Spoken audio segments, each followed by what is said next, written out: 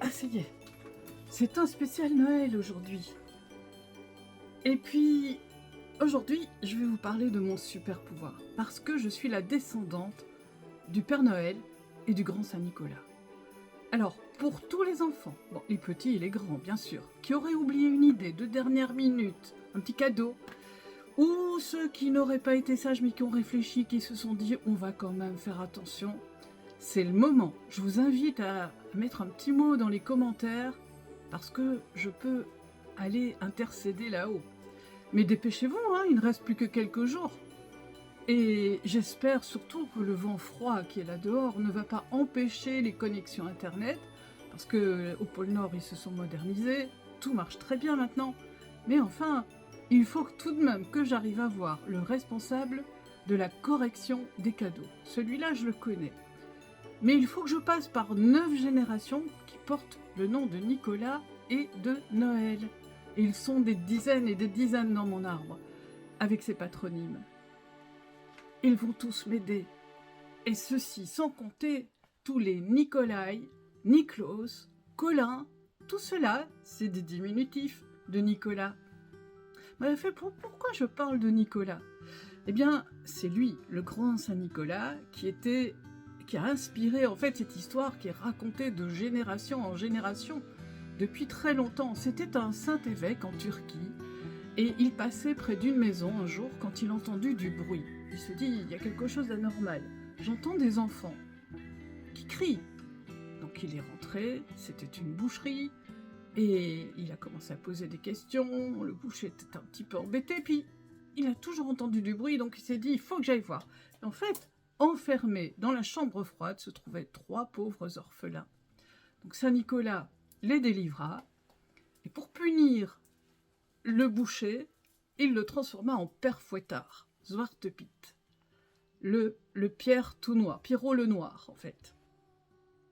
Et depuis lors, il l'emmène avec lui, mais Zwarte-Piet, il a un martinet, et il frappe les enfants qui ne sont pas très sages. Waouh, je pense qu'ils n'ont pas de cadeau non plus, mais ça, corrigez-le tout de suite. Et en fait, ça a fait le tour du monde cette histoire, si bien qu'un jour, en Amérique, Saint-Nicolas s'est retrouvé transformé en Father Christmas, en Père Noël. Et puis il est revenu par ici avec ce nom-là. Pourtant, c'est fêté encore dans le Nord, en Scandinavie, dans les pays de l'Est. Mais c'est même le saint patron de la Lorraine. Mais bon, on retient les 2 fêtes. Moi, je fête le Saint-Nicolas le 6 décembre et aussi le Père Noël le 25 décembre. Autant vous dire que le mois de décembre est assez chargé pour moi, puisqu'il commence déjà avant le 6 et qu'il se termine le 25, le jour de Noël. Et pour pouvoir aller intercéder auprès des ancêtres, il faut d'abord se rendre à l'église. Non, pas à l'église, mais à l'église. L'église, c'est un tout petit village qui se trouve dans la province du Luxembourg, en Belgique. Et il y a une église. Elle est jolie, elle est toute blanche, elle est sur le sommet d'une colline. Et les murs sont blancs, le toit est en ardoise noire, donc c'est joli ce contraste noir et blanc. Et devant, il y a un grand terrain qui peut servir de piste d'atterrissage ou de décollage pour les rennes. Et en plus, c'est juste à côté de la forêt. Il y a tout ce qu'il leur faut pour pouvoir se nourrir. Donc nous allons d'abord rencontrer ma grand-mère, Lucie Nicolas, qui était née en 1911, puis son papa Émile, qui est né en 1877, et sa maman, Catherine Apolline Nicolas. Et ensuite, il faudra qu'on rencontre Aimable Nicolas. Il est très gentil. Il est né à la fin des années 1800, et c'est lui, le gardien du passage secret, parce qu'il va falloir passer par un passage secret. Avant, on va d'abord s'arrêter pour boire un petit verre, oui, une petite tasse de chocolat chaud. chez les 5 cousins Nicolas. Bah oui, ils s'appellent comme ça. Et en fait, je pense qu'ils ont un double pouvoir. Ils doivent arriver à se démultiplier. Ils ont aussi des super pouvoirs. Et comme ils se démultiplient, bah, je pense qu'ils doivent aller beaucoup plus vite. Ensuite, nous nous frayons un chemin au travers de la forêt de sapins très dense. C'est très vert. Mais là, n'oubliez pas, en hiver à 4 heures, il fait déjà noir.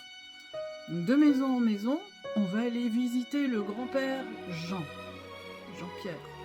En 1797, il est né. Puis après, il y en a un autre qui s'appelle Jean-Nicolas. Il est né en 1742. Et enfin, le dernier que j'ai retrouvé, qui est le grand-père Guillaume, qui est né vers 1722 à peu près. Et il nous faut tourner au coin du sentier de la forêt, qui s'appelle, alors, retenez-le bien, le trou aux fées. Et c'est là qu'il faut nous faufiler par-dessous le sentier, entre des pierres et sous les racines d'un grand chêne. Et à ce moment-là, on va pouvoir rencontrer tous les Noëls. Ah oui, parce que c'est un passage obligé pour pouvoir arriver au lutin des cadeaux oubliés et des enfants qui ont décidé de devenir sages. À l'entrée de cette galerie, la gardienne s'appelle Marguerite Marie Noël.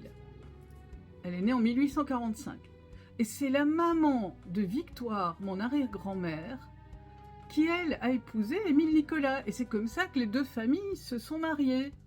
Noël, Nicolas. C'est rigolo, mais c'est sympa. Moi, j'ai toujours cru que c'était lui, le Père Noël.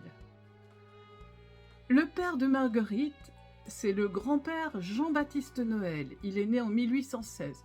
Et son père, à lui, c'est Jean-François, qui est né en 1776. Et puis après, il y a le grand-père très spécial, lui. C'est le grand-père Pontian Noël, Pontianus, qui est né en 1748. Et enfin, le dernier que j'ai retrouvé, c'est Loïs Noël, qui est né en 1720, vers 1720. Et après, j'arrive pas. À chaque fois que je veux mettre la main dessus, il y a de la neige, tout est couvert par la neige et je perds leurs traces. Donc chaque année, je me mets à la recherche pour essayer de remonter encore plus haut, essayer d'aller peut-être jusqu'au pôle Nord. Mais non, je reste toujours dans la forêt. J'ai pas la clé encore. Alors, pourquoi est-ce que j'ai dit que le grand-père Pontian Noël était spécial? Eh bien, c'est quand même un peu fort. Il est né le 25 décembre, le jour de Noël, et il s'appelle Noël. Ses parents l'ont appelé Pontian. Et lui, c'est le plus important de tous les aïeux. C'est lui le responsable de la correction des oublis. Vous voyez, c'est pour cette raison, parce que je le connais, que je peux vous garantir la correction des erreurs. Je vais vous révéler mon autre secret, parce que, en fait, chaque année, c'est très bizarre, chaque année, je reçois un cadeau, et je ne sais pas comment il arrive chez moi, je le trouve devant ma porte, je ne sais pas qui me l'offre, il n'y a pas de nom, c'est toujours un cadeau mystère, et ça arrive chaque année. Alors je pense que c'est eux, mais j'ai pas de preuves, je ne sais pas, je suis pas sûre. Alors, est-ce que vous avez été sage dernièrement? Est-ce que vous n'avez rien oublié dans vos souhaits? Vous l'avez compris. Je peux toujours intervenir, pressez-vous de me le dire, il reste plus que quelques jours. Ah, et puis, j'oubliais la formule secrète pour trouver le passage des ancêtres Nicolas d'abord, et ensuite Noël.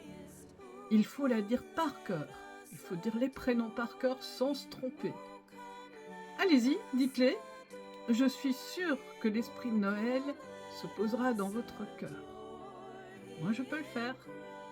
Il y a Lucie, et puis Émile, Catherine Apolline, son père Jean, et puis Jean-Baptiste, encore un autre Jean, Jean-Pierre, et ensuite Guillaume. Et du côté des Noëls, on commence par Marie-Marguerite, ensuite on continue avec Jean-Baptiste encore, Jean-François, et qui? Oh là là, faut pas que j'oublie parce que sinon je vais pas pouvoir y aller. Pontian, Héloïse, Et voilà, ça y est, le passage va s'ouvrir, je vais pouvoir y aller.